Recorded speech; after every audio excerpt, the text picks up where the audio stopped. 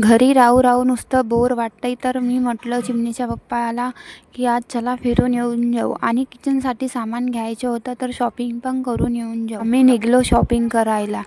मग चिमणीचे पप्पा बाईक चालवत होते, तर म्हटले की आता मला त्रास आलेला आहे बाईक चालवायचा, घे आणि तू चालव. मग मी बाईक चालवायला सुरुवात केली.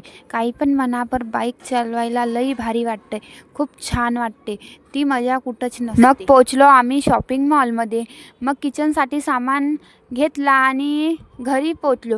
घरी पोचल्यानंतर चिमणीचे पप्पांनी नमकीन खायला सुरुवात केली, कारण त्यांना लागली होती भूक. मग चिमणीचे पप्पा म्हणाले मला की कामं वगैरे करून घे, तुझ्यासाठी सरप्राईज आहे. मग मी लागली भांडे आवरायला. भांडे आवरून झाल्यानंतर मग काय चिमणीचे पप्पाने माझ्यासाठी एअर माऊस घेतला होता.